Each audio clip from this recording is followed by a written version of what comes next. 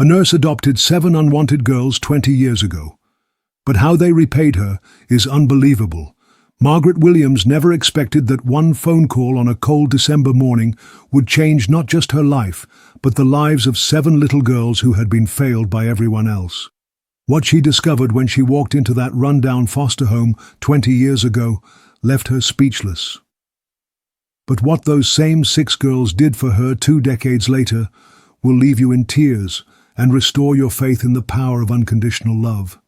Before we dive into this incredible story, let me know in the comments where you're watching from today. And if stories about the power of love and family move you like they move me, make sure to hit that subscribe button because you won't want to miss what happens next. Margaret had been a pediatric nurse for 15 years when that call came in. She was 42, single, and had always felt a calling to help children, but she never imagined she'd become a mother to 7 at once. She had grown up as an only child herself, raised by a grandmother after her own parents died young, so she understood what it meant to be unwanted, to feel like you didn't quite belong anywhere. Maybe that's why she had dedicated her life to caring for the smallest, most vulnerable patients at Children's Memorial Hospital. The voice on the other end belonged to Sarah, a social worker she'd worked with countless times over the years. They had developed a friendship built on shared cases and late-night conversations about children who fell through the cracks of the system. But this time, Sarah's voice was different, strained, desperate. There was something raw in her tone that made Margaret immediately sit down and give her full attention. "Margaret, I know this is going to sound crazy, but I have 7 sisters, ages 4 to 14. They've been bounced around the system for 3 years. The oldest, Emma, won't let them be separated. She's been their mother since their parents died in that car accident. Every family that's tried to take them has given up within weeks. They're about to be split up permanently, and Margaret, I can't let that happen. These girls, they're special. They're hurting, but they're fighters." Margaret's heart clenched. She lived in a modest 3-bedroom house, worked long shifts at the hospital, and had barely enough savings to support herself. Taking in 6 children seemed impossible. But something in Sarah's voice, the desperation mixed with hope, made her pause. "Tell me about them," Margaret heard herself saying. "Emma's 14, acts like she's 40. She's been homeschooling her sisters because she doesn't trust anyone else to take care of them. Then there's Lily, she's 12, brilliant with numbers but hasn't spoken to an adult in 2 years. Sophie's 10, draws constantly, incredible artwork, but only in black and gray. The twins, Rose and Grace, are 8. Rose talks enough for both of them, and Grace, well, Grace hasn't spoken since the accident, and baby Maya, she's only 4, but she's wise beyond her years. Margaret, they need someone who understands that love isn't just about providing a roof. They need someone who sees them." That afternoon, Margaret drove across town to a foster home that looked like it had seen better days decades ago. The paint was peeling, the yard was overgrown, and she could hear shouting from inside before she even reached the door. When the harried foster mother opened it, Margaret could see relief flooding her face. "Thank God you're here. I can't do this anymore. They won't listen, they won't eat properly, and that oldest one, she's practically raising the others herself. It's not normal." Margaret stepped inside and immediately understood why so many families had given up. The house felt heavy with grief and mistrust, but as she looked around, she saw something else. In the corner of the living room, all 7 girls sat huddled together on a worn-out couch. Emma, thin and pale with dark circles under her eyes, had her arms wrapped protectively around the youngest, Maya. The other 4 were pressed close, like they were shielding each other from the world. When Emma saw Margaret, she straightened up, her jaw set in defiance. Her clothes were too small, clearly hand-me-downs that had seen better days, but she wore them with a dignity that spoke to an inner strength most adults never develop. "Are you here to split us up? Because I won't let you. We stay together or we don't go anywhere." Her voice cracked slightly on the last word, betraying the fear beneath her brave exterior.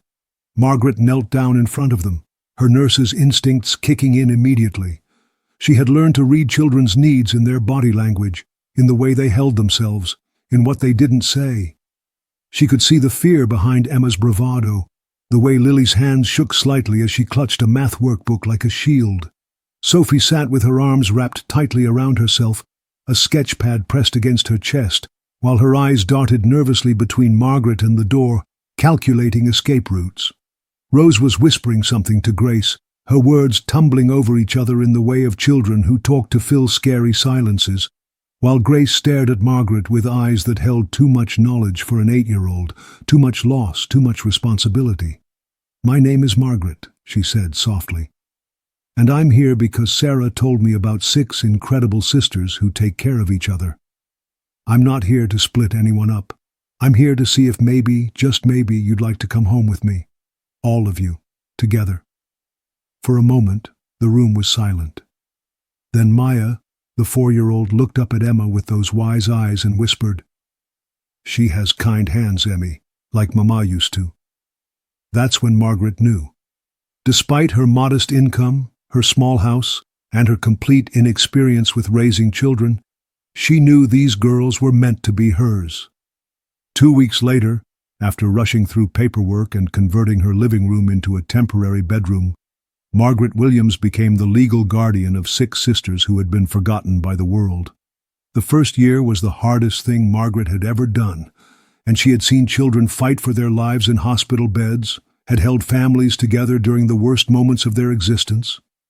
Emma fought her at every turn, convinced that Margaret would eventually abandon them like everyone else. She would test boundaries constantly, staying out past curfew, refusing to do homework, picking fights over the smallest things, all while watching Margaret's face carefully for signs of giving up. Lily refused to let Margaret help with her math homework, even though she was clearly struggling with concepts that should have been easy for someone with her intelligence. She would sit at the kitchen table for hours, erasing and rewriting the same problems until her paper had holes in it, tears of frustration making the numbers blur together. Sophie's drawings remained dark and angry, filled with storms and shadows and empty houses. She would sit in corners drawing for hours, her pencil scratching against paper with an intensity that worried Margaret. When Margaret tried to hang one of her pictures on the refrigerator, Sophie tore it down and ripped it to pieces, screaming that her art wasn't meant to be seen, wasn't meant to be celebrated, because nothing about her was worth celebrating. Rose's constant chatter masked deep anxiety that would keep her up at night, talking to herself in the darkness about everything and nothing, as if silence might let the scary thoughts catch up with her.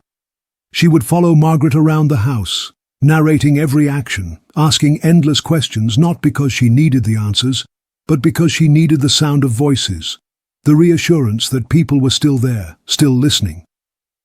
Meanwhile, Grace's silence broke Margaret's heart daily.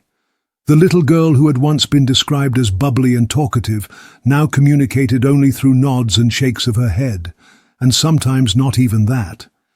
She would sit during family dinners pushing food around her plate, present in body but somewhere far away in spirit, and little Maya, who seemed so wise, would wake up screaming from nightmares about the car crash she'd witnessed, about blood and twisted metal, and the moment when voices she loved went silent forever. Margaret would find her sitting up in bed at 2, 3, 4 in the morning, her little body rigid with terror, unable to distinguish between dreams and reality, between past trauma and present safety.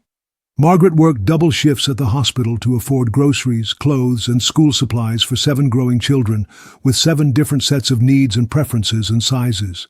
She slept on the couch so the girls could have bedrooms, giving up her privacy and comfort without a second thought.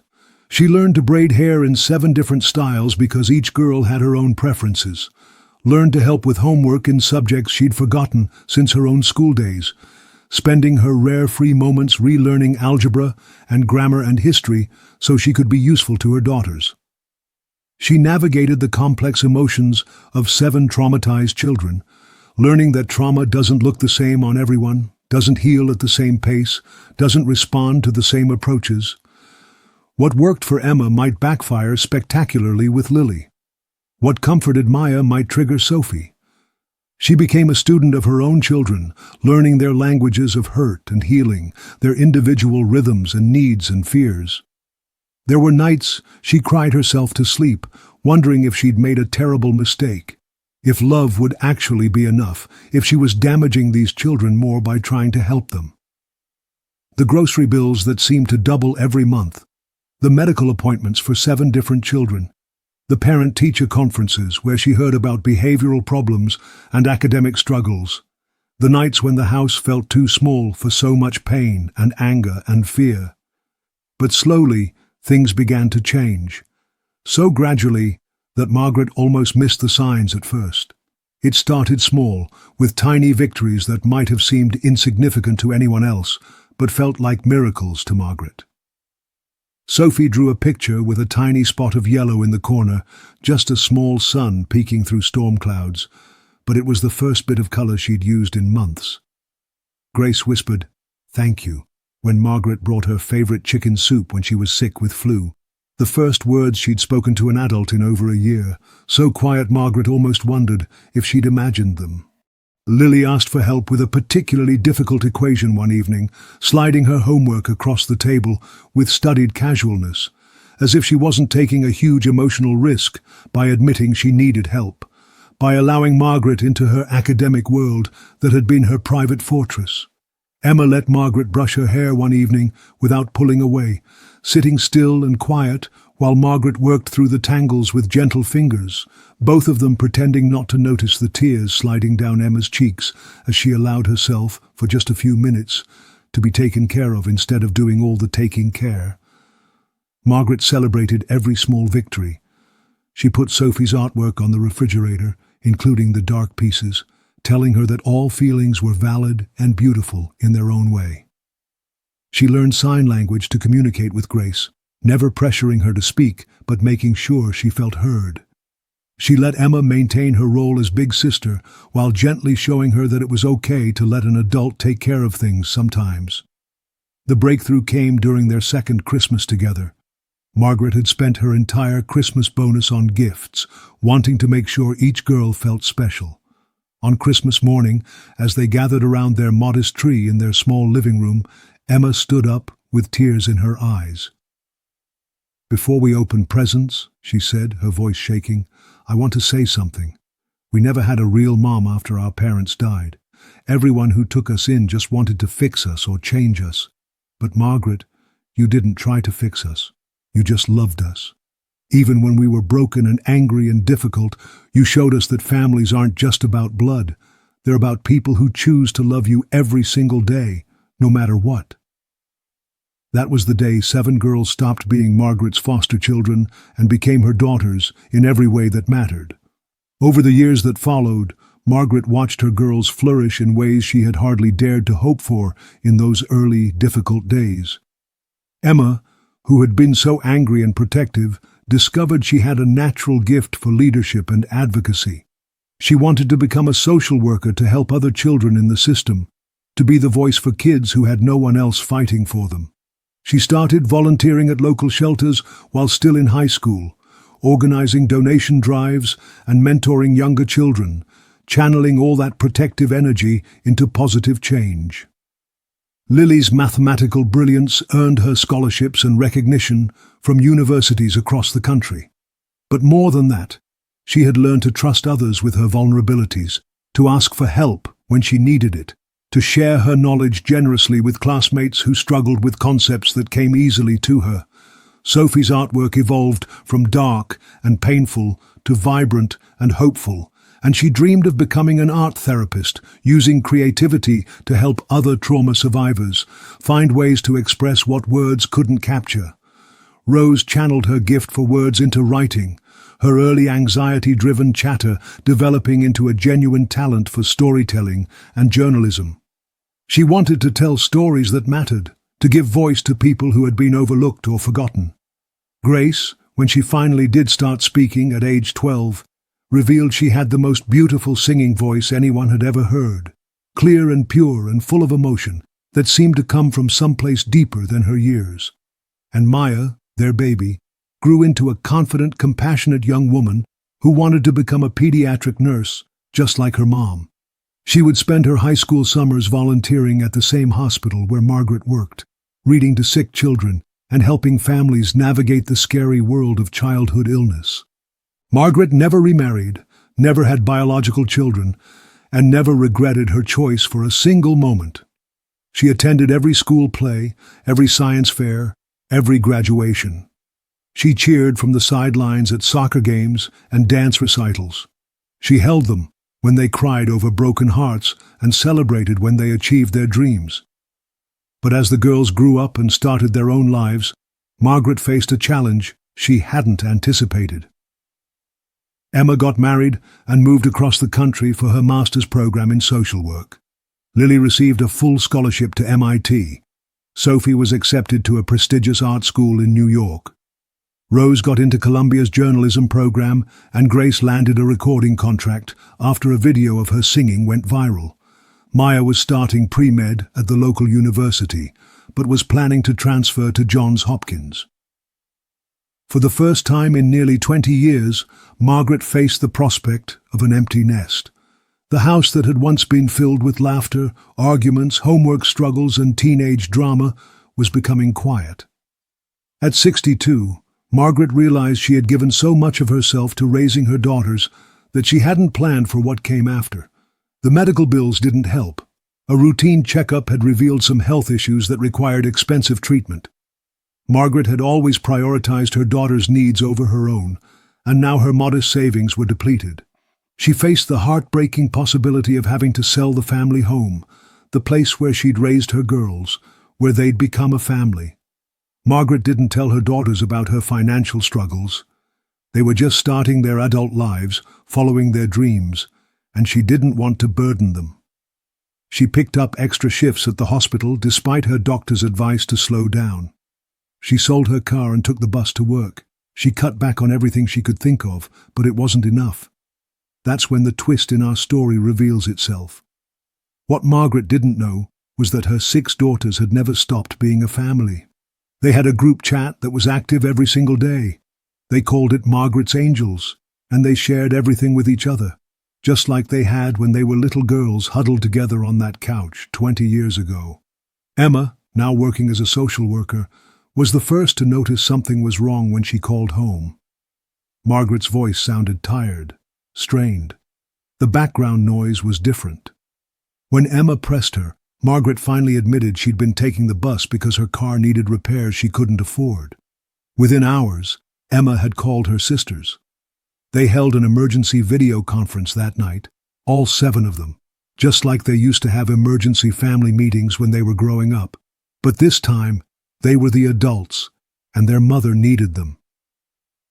"She gave up everything for us," Emma said, tears streaming down her face.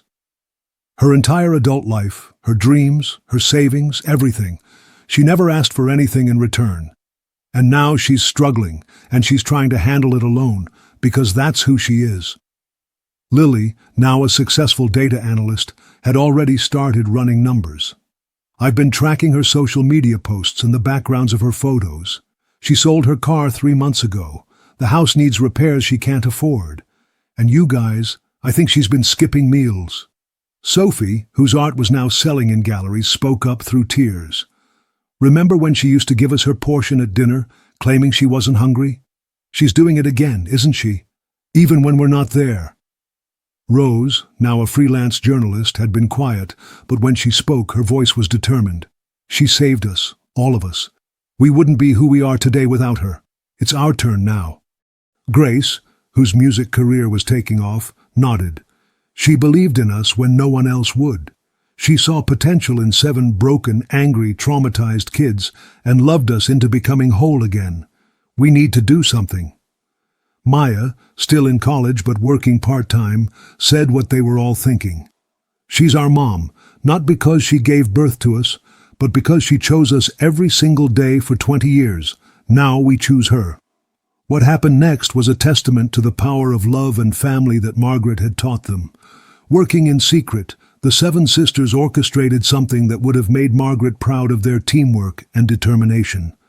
Emma used her connections in social services to research programs that could help. Lily created detailed financial plans and budgets. Sophie designed presentation materials. Rose wrote grant applications and reached out to local media. Grace organized benefit concerts, donating her performance fees. Maya coordinated with Margaret's friends and co-workers to keep their plans secret. But their biggest surprise was yet to come. 6 months later, Margaret came home from a particularly exhausting shift at the hospital to find cars in her driveway. All 7 of her daughters were there, along with people she didn't recognize. Her heart raced, fearing bad news. Emma met her at the door with tears in her eyes and a smile that reminded Margaret of Christmas morning 20 years ago. "Mom," she said, using the word that had taken years for her to feel comfortable saying, "We need to talk." Inside, Margaret found her living room filled with people. Sarah, the social worker who had first called her about the girls, was there. Margaret's supervisor from the hospital was there. There were people with cameras, people with official-looking documents, and in the center of it all, her 6 daughters standing together just like they had on that first day. Lily stepped forward, holding a folder. "Mom, you taught us that families take care of each other. For 20 years, you took care of us.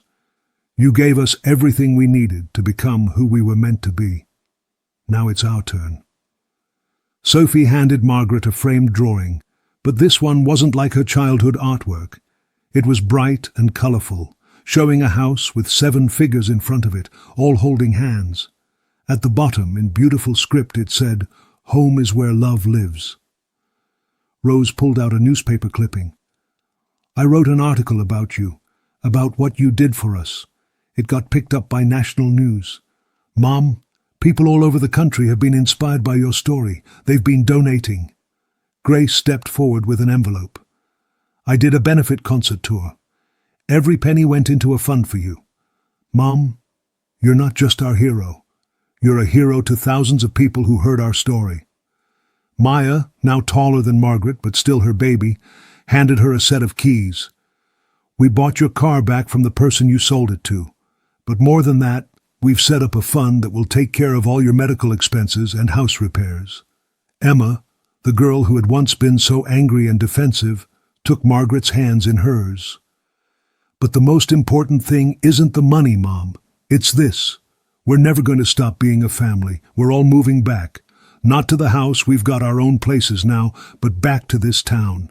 We want our kids to grow up knowing their grandmother, the woman who saved their parents."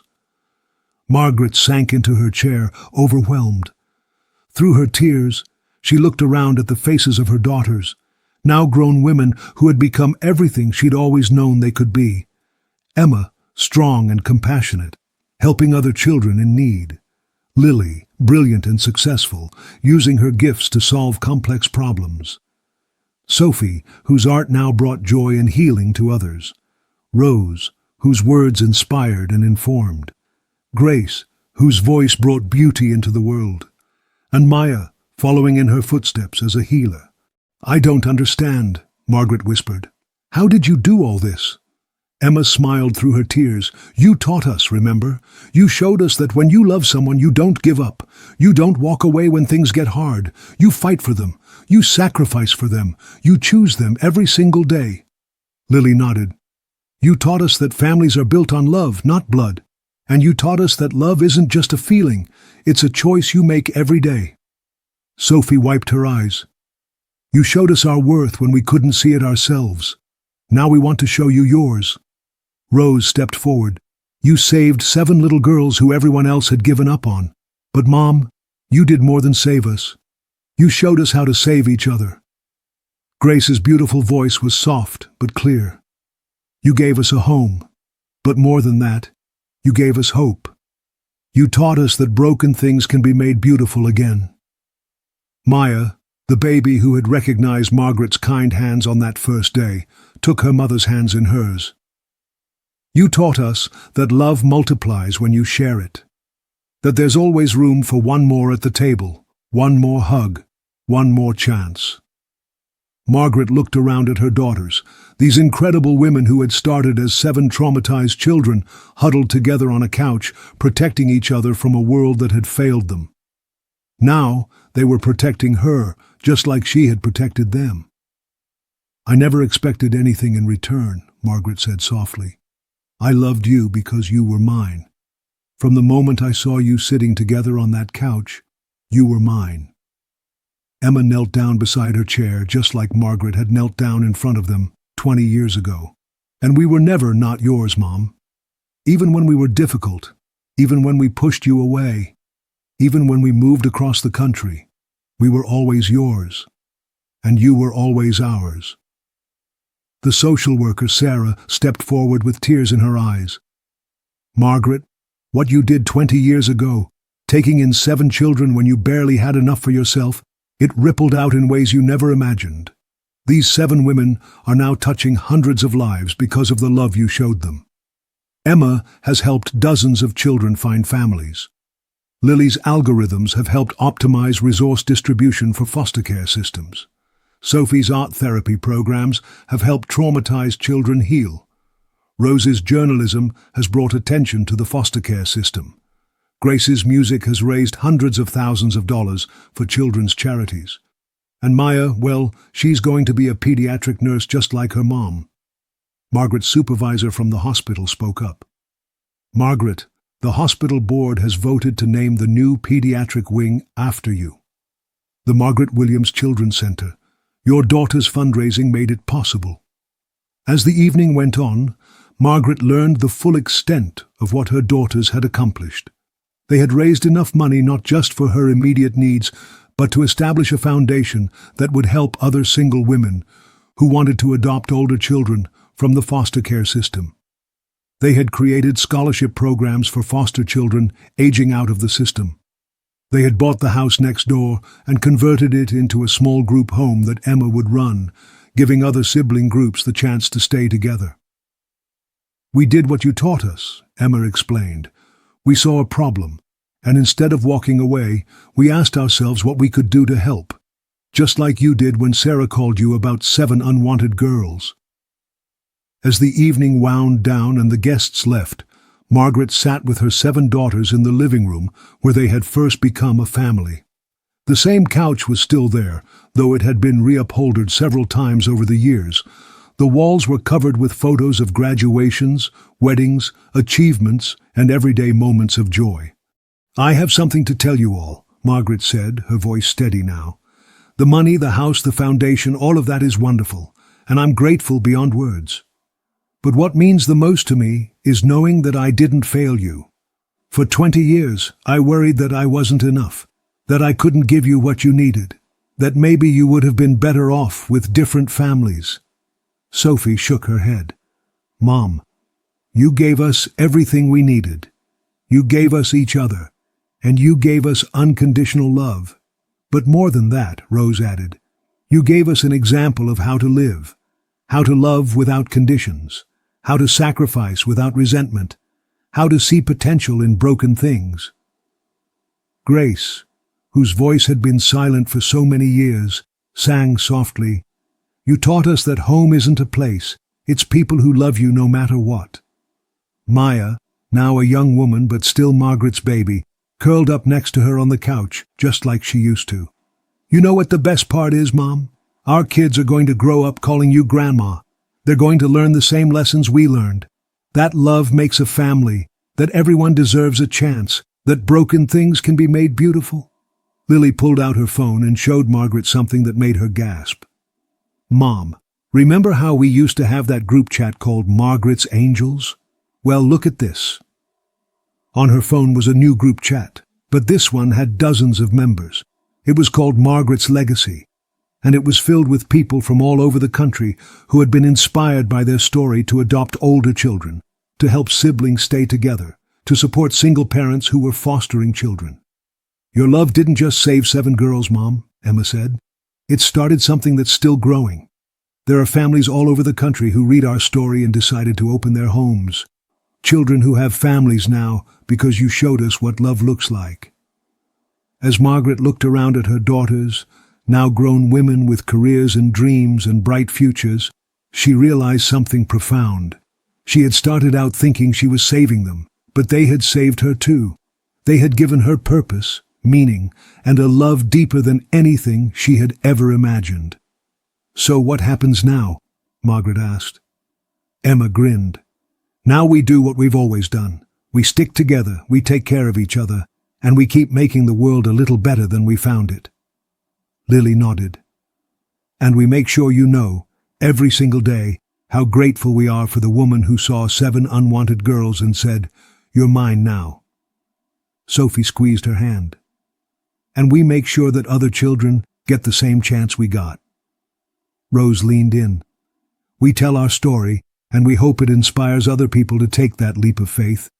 Grace sang softly, "We love each other no matter what." Maya smiled. "And we live happily ever after, just like in the fairy tales, except this one's real." 20 years after Margaret Williams got that phone call that changed everything, she sat surrounded by her 7 daughters, these incredible women who had repaid her love not with obligation or duty, but with a gift that keeps giving. They had taken the love she showed them and multiplied it, sharing it with the world, creating ripples of hope and healing that would touch generations to come. Margaret had saved 7 unwanted girls, but in the end, they saved her too, and together they saved countless others. If this story touched your heart like it touched mine, take a moment to share it with someone who needs to hear it today. And remember, if you haven't already, hit that subscribe button, because stories like this remind us that love really can change the world, one family at a time.